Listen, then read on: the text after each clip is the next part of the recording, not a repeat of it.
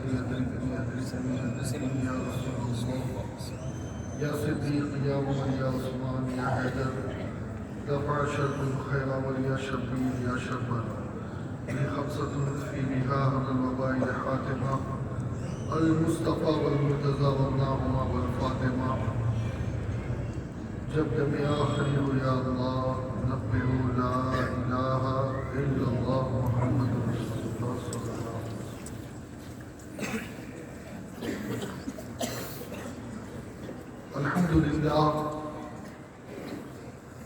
الحمد لله منشئ الخلق من عدم ثم الصلاة على المختار في القدم والآل وصحبه ثم التابعين لهم أهل التقى والرقى والحلم والكرم أما بعد فأعوذ بالله من الشيطان الرجيم ببركة بسم الله الرحمن الرحيم وعاشرهن بالمعروف صدق اللہ العظیم. منبر رسول پر رونق افروز سادات عرش مقام علماء ذوی الاحترام بزرگوں نوجوان ساتھیوں پیارے بچوں پردہ نشین خواتین اسلام السلام علیکم ورحمۃ اللہ وبرکاتہ. جس انداز سے درود و سلام پڑھا ہوں میرے طریقے سے اور میں جیسے پڑھا ہوں ویسے ہی پورا مجمع بآواز بلند بارگاہ رسول میں اپنی محبتوں کی نظریں پیش کرے. پڑھنے الصلاۃ والسلام علیک یا رسول اللہ، الصلاۃ والسلام علیک یا حبیب اللہ، الصلاۃ والسلام علیک یا نبی اللہ وعلی آلک واصحابک یا نور اللہ صلی اللہ تعالی علیہ وسلم. صبح طیبہ میں ہوئی بڑھتا ہے باڑا نور کا، صدقہ لینے نور کا آیا ہے تارا نور کا. جو گدا دیکھو لیے جاتا ہے توڑا نور کا، نور کی سرکار ہے کیا اس میں توڑا نور کا. میں گدا تو بادشاہ بھر دے پیالہ نور کا، نور دن دونا تیرا دے ڈال صدقہ نور کا. یہ جو مہر و ماہ پہ ہے اطلاق آتا نور کا، بھیک تیرے نام کی ہے استعارہ نور کا. انبیاء اجزا ہے تو بالکل ہے جملہ نور کا، اس علاقے سے ہے ان پر نام سچا نور کا. بزم وحدت میں مزہ ہوگا دوبالا نور کا، ملنے شمع طور سے جاتا ہے اکا نور کا. کیا بنا نام خدا اسرا کا دولہا نور کا، سر پہ صحرا نور کا برمے شہانہ نور کا. وصف رخ میں گاتی ہے حور ترانہ نور کا، قدرتی بینوں میں کیا بجتا ہے لہرا نور کا. باغ طیبہ میں سہانا پھول پھولا نور کا، مست بو ہے بلبلے پڑتی ہے کلمہ نور کا. 12ویں کے چاند کا مجرا ہے سجدہ نور کا، 12 برجوں سے جھکا ایک ایک ستارہ نور کا. چاند جھک جاتا جدھر انگلی اٹھاتے مہد میں،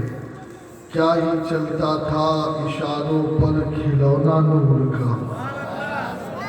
کاف گیسو ہا دہن یا ابرو آنکھیں عین صاد، کاف ہا یا عین صاد ان کا ہے چہرہ نور کا. شمع دل مشکات تن سینہ زجاجہ نور کا، شمع دل مشکات تن سینہ زجاجہ نور کا، شمع دل مشکات تن سینہ زجاجہ نور کا، تیری صورت کے لیے آیا ہے سورہ نور کا، پشت پر ڈھلکا سرے انور سے شملہ نور کا، دیکھے موسیٰ طور سے اترا صحیفہ نور کا، تاج والے دیکھ کر تیرا امامہ نور کا، تاج والے دیکھ کر تیرا امامہ نور کا، سر جھکاتے ہیں الہی بول بالا نور کا، یا بھی داغے سجدے طیبہ ہے تمغہ نور کا، اے قمر کیا تیرے ہی ماتھے ہے ٹیکا نور کا، بھیگ لے سرکار سے لا جلد کاسا نور کا، ماہ نو طیبہ میں بڑھتا ہے مہینہ نور کا،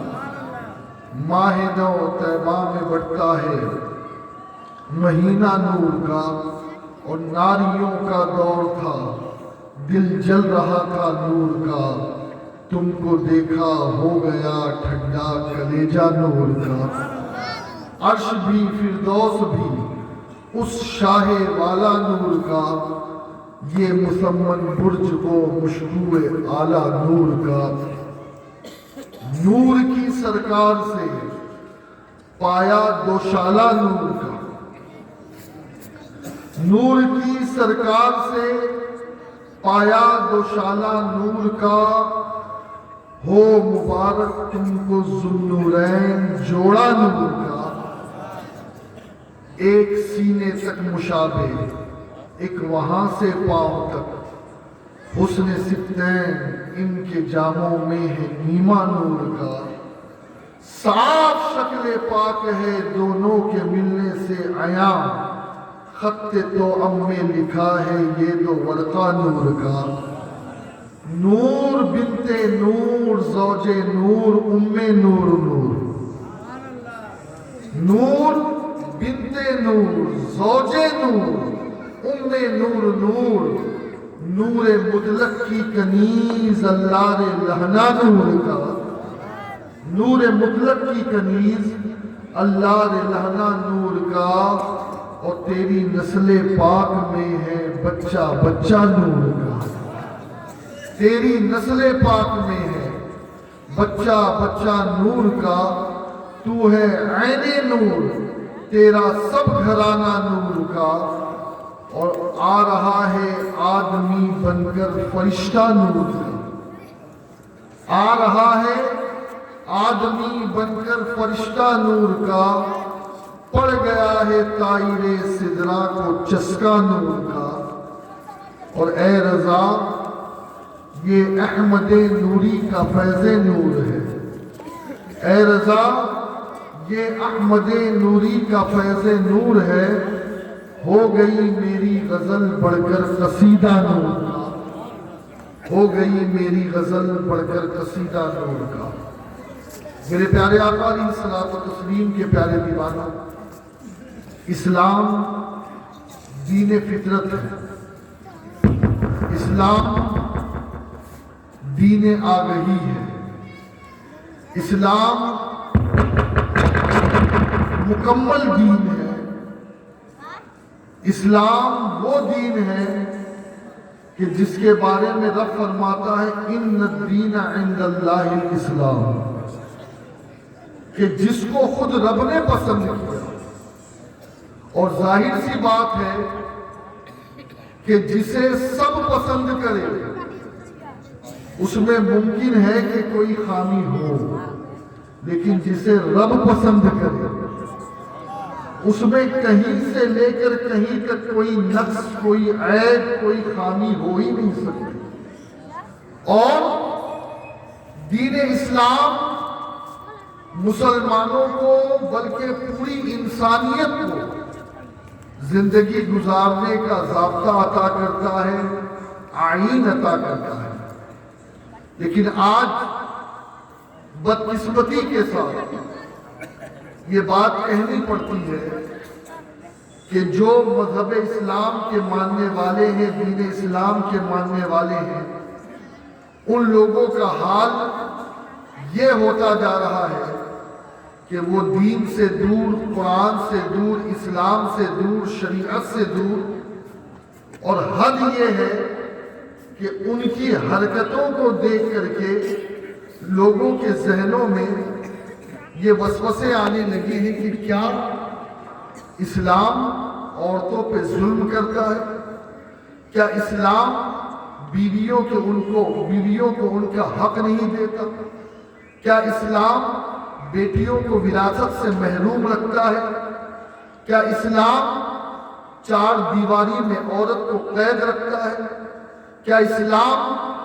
بوریے میں عورت کو بند رکھتا ہے، برقع پہنا کر کے اسے قید کر دیتا ہے؟ کیا اسلام عورت کو آزادی نہیں دیتا؟ کیا اسلام عورت کی زندگی کو تنگ کر دیتا ہے؟ کیا اسلام عورت کو خودکشی پہ آمادہ کرتا ہے؟ کیا اسلام عورت کو اس کے جائز حقوق نہیں دیتا؟ اس قسم کی بہت ساری باتیں معاشرے میں ہو رہی ہیں، اور یہ پروپیگنڈا چل رہا ہے، غیروں کی طرف سے سازشیں چل رہی ہے، اور ان کا مقصد یہی ہے کہ 2-3 مسلم بچیوں کے کرتوت کو لوگوں کے سامنے دکھا کر کے پھر ہم یہ بات بتانے میں کامیاب ہو جائے کہ دیکھو اسلام عورت کو معاذ اللہ پیر کی جوتی سمجھتا ہے، اسلام عورت کو کوئی حق نہیں دیتا، اسلام کے اندر عورت کی کوئی ویلیو اور قدر نہیں ہے۔ لیکن میرے پیارے آقا صلی اللہ علیہ وسلم کے پیارے دیوانوں، آج بڑی ہی تیزی کے ساتھ میں چند باتیں آپ حضرات کے سامنے عرض کرنا چاہتا ہوں، اور اس یقین کے ساتھ کہ یہ باتیں صرف آپ کو اپنے تک نہیں رکھنی ہے، بلکہ یہ باتیں آپ کو آگے بھی پہنچانی ہے، دوسروں کو بھی پہنچانی ہے، تاکہ دنیا والوں کو یہ بات پتہ چل جائے کہ اگر پوری دنیا میں سب سے زیادہ عورتوں کے حق کی بات کوئی مذہب کرتا ہے، کوئی دین کرتا ہے، تو وہ دین اسلام۔ عورتوں کو سب سے زیادہ آزادی اگر کوئی مذہب دیتا ہے تو وہ دین اسلام ہے۔ عورتوں کے ساتھ اگر معروف طریقے سے حسن اخلاق کے ساتھ پیش آنے کا اگر کوئی درس دیتا ہے تو وہ دین اسلام ہے۔ میرے پیارے آقا علیہ الصلوۃ والتسلیم کے پیارے دیوانوں، تھوڑی دیر کے لیے میں آپ کی توجہ چاہوں گا، زیادہ وقت نہ آپ کے پاس ہے نہ میرے پاس ہے، اس لیے بہت تیزی کے ساتھ میں گفتگو کو آگے لے کر کے جانا چاہتا ہوں۔ آج ایک بہت بڑی تہمت اور ایک بہت بڑا جو ہے اسلام کے لیے پروپیگنڈا کیا جاتا ہے کہ یہ دیکھیے اسلام کیسا دھرم ہے، اسلام کیسا دین ہے کہ معاذ اللہ رب العالمین یہاں پر عورتوں کو جو ہے وہ جب شادی کر کے کوئی بیٹی جاتی ہے تو اس کے ساتھ جہیز دینا پڑتا ہے، اس کو بائک دینی پڑتی ہے، موٹر سائیکل دینی پڑتی ہے، واشنگ مشین دینی پڑتی ہے، اسی کے ساتھ اس کو ڈیپ فریزر دینا پڑتا ہے، فریج دینا پڑتا ہے، موٹر کار دینی پڑتی ہے، گھر دینا پڑتا ہے، 1-1 کلو سونا دینا پڑتا ہے، اور پتہ نہیں کیا کیا باتیں لوگ اسلام کے حوالے سے مشہور کر رہے ہیں۔ میرے پیارے آقا علیہ الصلوۃ والتسلیم کے پیارے دیوانوں، ایک بات میں بڑے ہی ادب و احترام کے ساتھ عرض کرنا چاہوں گا، یاد رکھیں یہ جو لفظ جہیز ہے، یاد رکھیں اسلامی ڈکشنری میں جہیز کا کوئی نام و نشان ہے ہی نہیں۔ اسلام میں جہیز کا کانسیپٹ ہے ہی نہیں، اسلام میں جہیز کا نظریہ ہے ہی نہیں۔ یہ لوگوں نے گھڑ دیا ہے کہ بیٹی کے ساتھ اتنا تولہ سونا دینا ضروری ہے، بیٹی کے ساتھ موٹر کار دینا ضروری ہے، بیٹی کے ساتھ جو ہے واشنگ مشین دینا ضروری ہے، بیٹی کے ساتھ معاذ اللہ رب العالمین دوسری چیزیں دینا ضروری ہے، ورنہ ہم بیٹی کی شادی نہیں کر سکتے۔ میں بڑے ادب و احترام کے ساتھ عرض کرنا چاہوں گا، حضرت شیخ عبدالحق محدث دہلوی رحمۃ اللہ علیہ مدارج النبوہ میں جو سیرت کی کتاب ہے اس میں آپ لکھتے ہیں کہ اللہ کے نبی صلی اللہ علیہ وسلم نے اپنی کسی بیٹی کے نکاح میں کبھی کوئی جہیز دیا ہی نہیں، جہیز دیا ہی نہیں۔ وہ لوگ جو یہ کہتے ہیں کہ جہیز دینا سنت ہے، وہ اپنی اصلاح کریں، اس لیے کہ میں اس کی بات کر رہا ہوں ہندوستان میں علم حدیث پر جس کا سب سے بڑا احسان ہے۔ محقق الاطلاق خاتم المحققین حضرت شیخ عبدالحق محدث دہلوی رحمت اللہ تعالی علیہ نے اس بات کو مدرج النبوہ میں نقل کیا ہے۔ اور یاد رکھیں، یہ لوگ جو بیٹیوں کے ساتھ زیادتی کر رہے ہیں اور جو معاذ اللہ لمبی لمبی لسٹیں بھیج کر کے بیٹیوں سے جہیز کا مطالبہ کر رہے ہیں، میں عرض کرنا چاہتا ہوں ایمانداری کے ساتھ اپنے دل پہ ہاتھ رکھ کر کے بتاؤ، کیا تم یہ اپنے نفس کے لیے کر رہے ہو یا اسلام کے لیے کر رہے ہو؟ سنت رسول کیا ہے؟ نبی کی سنت کیا ہے؟ میرے نبی نے فرمایا کہ وہ نکاح سب سے بابرکت ہے کہ جس نکاح میں سب سے کم خرچ کیا جائے۔ لیکن آج جہیز کی ڈیمانڈ، جہیز کی لالچ، بیٹے کو بھی جہیز چاہیے، باپ کو بھی جہیز چاہیے، ساس کو بھی جہیز چاہیے۔ اور ایک چیز میں آپ سے عرض کر دوں، برا نہ مانیے گا، اگر آپ مستحق ہیں تو اسلام آپ کو اجازت دیتا ہے کہ آپ مسجد میں کھڑے ہو کر کے زکوٰۃ مانگیں۔ اگر آپ مستحق ہیں تو اسلام آپ کو اجازت دیتا ہے کہ آپ فطرہ مانگیں، آپ صدقہ مانگیں۔ لیکن اسلام کسی بھی صورت میں کسی بیٹے کو، کسی باپ کو، کسی عورت کو یہ اجازت نہیں دیتا کہ وہ کسی سے جہیز کا 1 روپیہ بھی مانگے۔ یہ غیر اسلامی ہے، یہ کانسیپٹ ہی غلط ہے کہ جو جہیز مانگنے کا اسلام میں جہیز ہے ہی نہیں۔ اور رہا سوال کہ لوگ کہتے ہیں کہ بی بی فاطمہ کو حضور نے چکی دی، بی بی فاطمہ کو حضور نے بچھانے کے لیے ایک جو ہے وہ چادر دی اور ایک تکیہ دیا اور کچھ برتن دیے۔ بات کیا ہے وہ سمجھیے۔ حضرت ابو بکر صدیق حضور کی بارگاہ میں گئے، عرض کی کہ یا رسول اللہ علیہ السلام، میں آپ کی بیٹی فاطمہ سے نکاح کرنا چاہتا ہوں۔ میرے نبی صلی اللہ علیہ وسلم نے فرمایا کہ نہیں، میں فاطمہ کے بارے میں اللہ کے حکم کا منتظر ہوں۔ پھر حضرت عمر پہنچے، انہوں نے بھی یہی بات کی۔ اللہ کے نبی علیہ السلام نے حضرت عمر کو بھی منع کر دیا۔ حضرت عمر اور حضرت ابو بکر صدیق رضی اللہ عنہما یہ دونوں نے مل کر مشورہ کیا اور پھر ان دونوں نے مل کر کے مولا علی کو بھیجا، مولا علی کو بھیجا۔ اور جب مولا علی نے حضور کی بارگاہ میں سیدہ فاطمہ الزہرا کا ہاتھ مانگا تو میرے نبی نے منع نہیں کیا، اہلا و سہلا کہہ کے ان کا استقبال کیا اور فرمایا کہ اللہ کی جانب سے بھی مجھے یہی حکم تھا۔ اور پھر میرے آقا علیہ الصلوۃ والتسلیم نے حضرت علی سے فرمایا، حضرت علی سے فرمایا، اے علی تمہارے پاس شادی کی تیاری کیا ہے، شادی کا انتظام کیا ہے؟ عرض کرتے یا رسول اللہ میرے پاس تو کچھ بھی نہیں ہے، ہاں 2 چیزیں ہیں، ایک تلوار ہے اور دوسری زر بختر جو آپ نے فلاں فلاں جنگ کے موقع پہ مجھے خوش ہو کے عطا فرمائی تھی۔ اللہ کے نبی صلی اللہ علیہ وسلم نے فرمایا تلوار کو اپنے پاس رہنے دو، یہ جو زر بختر ہے، یہ جو زرہ ہے، اسے جا کر کے فروخت کر دو۔ حضرت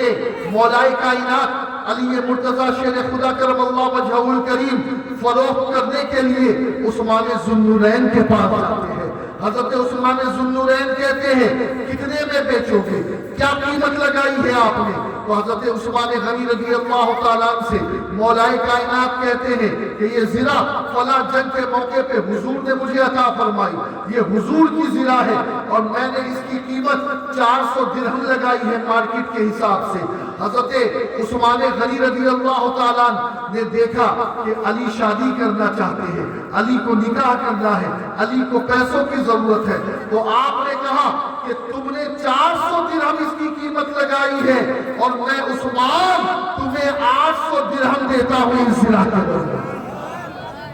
800 درہم عطا کر۔ حضرت عثمان غنی نے 800 درہم دیے اور پھر اس کے بعد کہا اس لیے کہ شادی کا موقع ہے، شادی کا موقع ہے تو اے علی شادی میں تحفہ دیا جاتا ہے، یہ زرہ میں نے خرید لی، یہ زرہ میری ہو گئی، لیکن اب میں اپنی خوشی سے تمہیں یہ زرہ بھی تحفے میں دیتا ہوں۔ آپ دیکھیں نا ابو بکر و عمر ہاتھ مانگنے کے لیے نبی کی بارگاہ میں بھیجنے والے، عثمان غنی تیاری کے لیے مہر کی رقم وغیرہ کے لیے 800 درہم دینے والے، اور پھر شادی ہو رہی ہے مولا علی کی اور فاطمہ الزہرا کی۔ گویا یہ جو نکاح منعقد ہوا ہے اس نکاح میں ابو بکر بھی شامل ہے، عمر بھی شامل ہے، عثمان بھی شامل ہے، اور قیامت تک کے اس نکاح سے جو اولاد ہوگی ان اولاد پر بھی ابو بکر عمر اور عثمان کا احسان رہے گا۔ اور پھر سنیے اللہ کے نبی علیہ الصلوۃ والتسلیم نے حضرت مولا علی کرم اللہ وجہہ الکریم سامنے آئے، جبریل آیا، عرض کرتے یا رسول اللہ علی و فاطمہ کا نکاح، علی و فاطمہ کا نکاح اللہ نے عرش پر کر دیا ہے، خود اللہ نے نکاح پڑھا ہے، گواہ جبریل و میکائیل، 40,000 مقربین فرشتے، اللہ حکم جنت سجائی ہے، اللہ حکم دیتا ہے کہ اے محبوب یا رسول اللہ اب آپ زمین پر بھی ان کا نکاح کر دیں۔ اب زمین پر نکاح کیسے ہوتا ہے؟ میں آج ایک ذہن دینا چاہ رہا ہوں، یقیناً ہم علی والے ہیں، ہم فاطمہ والے ہیں، یہ نعرہ ہماری جان ہے، ہماری ایمان ہے، ہمارے ایمان کی پہچان ہے، ہم نعرے حیدری لگانے والے ہیں، لیکن میں کہتا ہوں صرف نعرے حیدری مت لگاؤ بلکہ اپنی شادی بھی ایسی کرو جیسی شادی مولا علی نے سادگی کے ساتھ۔ اگر ہم فاطمہ کے ماننے والے ہیں تو اپنی بیٹیوں کا بیاہ بھی ایسے کرو جیسے رسول اللہ نے فاطمہ کا بیاہ کیا، تاکہ دنیا والوں کو اسلام پر انگلی اٹھانے کا موقع نہ ملے۔ آج غلطی ہم کرتے ہیں، بدنام اسلام ہوتا ہے۔ مجھے بتاؤ کس کتاب میں جہیز کی بات ہے، کس حدیث میں جہیز کی بات ہے؟ کیا بی بی زینب کو میرے نبی نے جہیز دیا؟ کیا ام کلثوم کو میرے نبی نے جہیز دیا؟ کیا رقیہ حضرت رقیہ کو میرے نبی نے جہیز دیا؟ کیا حضرت فاطمہ کو جہیز دیا؟ اور ہاں رہا سوال اگر یہ جو چند کتابوں میں آ بھی گیا ہے تو اس کی اصل یہ ہے کہ چونکہ حضرت علی کو بھی حضور ہی پالتے تھے اور فاطمہ کو بھی حضور ہی پالتے تھے، سمجھ میں آئی نا بات؟ تو فاطمہ کو حضور نے کچھ نہیں دیا، گھر کا انتظام علی کے لیے حضور نے کیا کیونکہ حضور کفالت کر رہے تھے، اور سیدہ کہ گھر کے ساتھ ساتھ بستر کا اور چند چکی وغیرہ جو چیزیں تھی وہ حضور نے علی کو دیا، اپنے بھائی کو دیا، اس بھائی کو دیا ہے کہ جس بھائی کے بارے میں یہ آیا کہ جب مکہ شریف سے مدینہ شریف ہجرت کر کے میرے نبی گئے اور سب کو ایک دوسرے کا بھائی بنایا، مولا علی کی آنکھوں سے آنسو جاری، حضور آپ نے مہاجر کو انصار کا بھائی بنا دیا، میرا تو کوئی بھائی نہیں۔ آقا نے فرمایا تھا انت اخی فی الدنیا والآخرہ، اے علی تو دنیا میں بھی میرا بھائی ہے اور آخرت میں بھی میرا بھائی۔ آقا نے یہ سارے انتظامات مولا علی کے لیے کیے۔ اور پھر آپ کو میں بتاؤں، منافقین اس وقت حضور علیہ السلام نے حضرت حمزہ کو بلایا، کہا کہ دعوت کی جائے، اور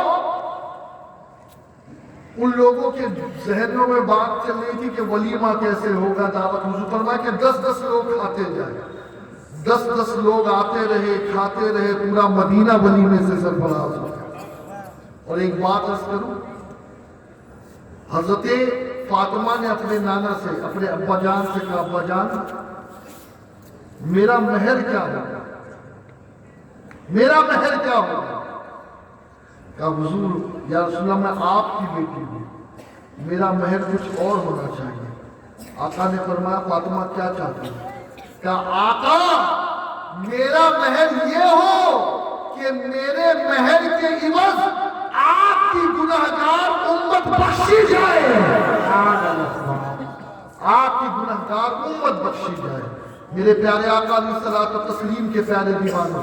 اس واقعے کو اور اس شادی کو سنانے کا بس ایک مقصد ہے۔ اگر ہم علی والے ہیں، اگر ہم فاطمہ والے ہیں، اپنی شادیوں کو فضول خرچی سے بچاؤ، غلط رسومات کو اپنی شادیوں سے دور کرو، اور پھر آپ کی جو زندگی ہوگی وہ انشاءاللہ رب العزت اچھی طریقے سے گزرے گی۔ اب آئیے تھوڑا اور ہم آگے بڑھتے ہیں میرے پیارے آقا علیہ الصلوۃ والتسلیم کے پیارے دیوانوں۔ اب آپ دیکھیں لوگ طرح طرح کی باتیں کرتے ہیں کہ اسلام میں بچیوں کے حق نہیں دیے جاتے، اسلام میں عورتوں کے حق نہیں دیے جاتے، اسلامی بچیاں خودکشی کر رہی ہیں، مر رہی ہیں، کوئی جان دے رہی ہے، کوئی جل کر مر رہی ہے۔ میں یہ کہتا ہوں یہ ان کی نادانی ہے، یہ ان کی کم علمی ہے، یہ ان کی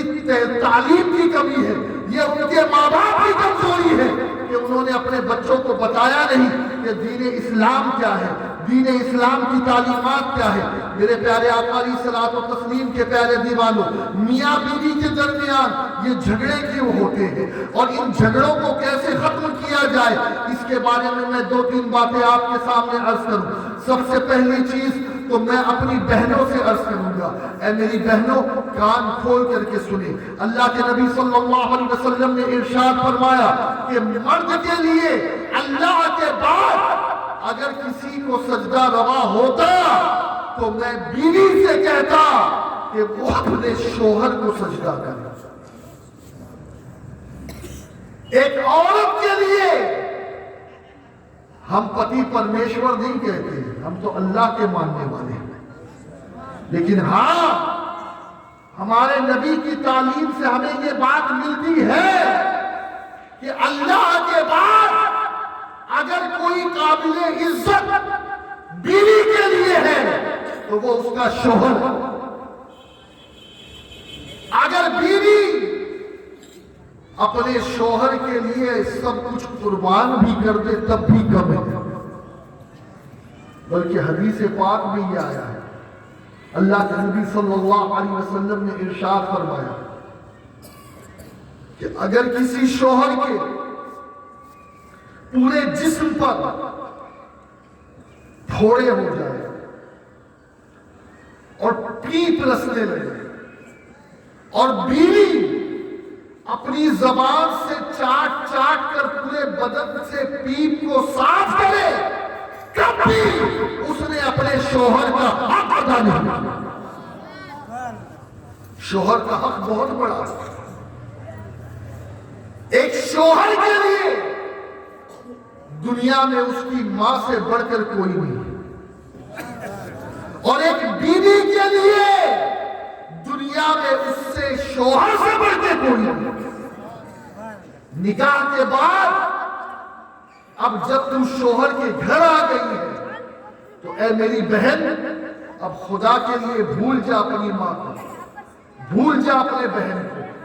بھول جا اپنے بھائی کو، بھول جا اپنے باپ کو، اس لیے کہ اب تیرے لیے دنیا کا سب سے قیمتی سرمایہ تیرا شوہر ہے، تیرا پتی ہے، تیرا ہسبینڈ ہے۔ اور اگر تو چاہتی ہے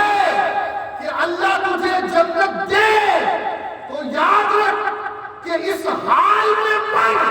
کہ تیرا شوہر تجھ سے راضی ہو۔ میرے نبی نے فرمایا اگر کوئی عورت کا انتقال اس حال میں ہوا کہ اس کا شوہر اس سے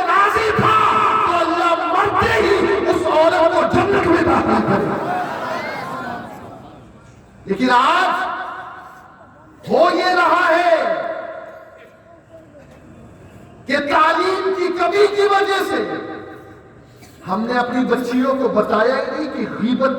کتنا بڑا گناہ ہے، کتنا بڑا گناہ ہے۔ الغیبت اشد من الزنا، زنا اتنا بڑا پاپ نہیں ہے جتنا بڑا پاپ غیبت ہے، بیک بائٹنگ، یہاں کی وہاں، وہاں کی یہاں۔ اے میری بہن، تیرے ہاتھ میں تیرا گھر ہے، تو چاہے تو اپنے گھر کو جنت بنا اور تو چاہے تو اپنے گھر کو جہنم بنا۔ تیری ماں تجھ سے لاکھ پوچھے بیٹی سسرال میں کیسی ہے، ماں سے کہ ماں تو دعا کر، اللہ کا شکر ہے، اس سے زیادہ کچھ نہیں۔ خبردار ایک جملہ مت بولنا، اس لیے کہ اب اگر تو نے کوئی جملہ بولا اور وہ صحیح بھی نکلا اور وہ برائی کی طرف گیا تو پھر وہ معاذ اللہ غیبت میں شامل ہو، اور پھر ہوتا یہی ہے نا، یہاں سے کچھ بات، پھر وہاں سے کچھ بات، اور پھر ایسا وقت آ جاتا ہے کہ معاذ اللہ نہ وہ لڑکی گھر کی رہتی ہے نہ گھاٹ کی رہتی۔ استغفر اللہ۔ میں ماں سے کہوں گا اپنی بیٹی سے، کو بیٹی تجھے ودا کر دیا، تیرا نکاح کر دیا، اب ہمارے وہاں کچھ نہیں، بیٹھ چائے پی، ہنسی خوشی کی بات کر، لیکن کبھی اپنے سسرال کی کوئی برائی ہم نہیں سنیں گے۔ پابند کرو۔ اور ایک چیز بتاؤں نا، یہ جو مائیں معاذ اللہ اپنی بچیوں کو سکھا کر بھیجتی ہے کہ جب تو جانا تو یہ ڈیمانڈ کرنا، وہ ڈیمانڈ کرنا،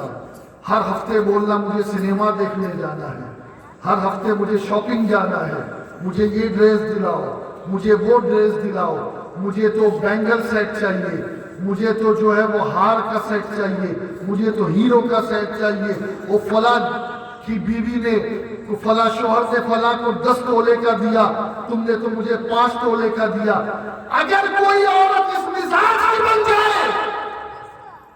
کہ اپنے شوہر کو راحت ستائے، اپنے شوہر پر معاذ اللہ ناجائز مطالبات اس کے سامنے رکھے، جو شوہر کی حیثیت نہیں، جو شوہر کی بساط نہیں، جتنی اس کی چادر نہیں، اس سے زیادہ وہ خیر پھیلانے کی کوشش کروائے اس سے، تو یاد رکھو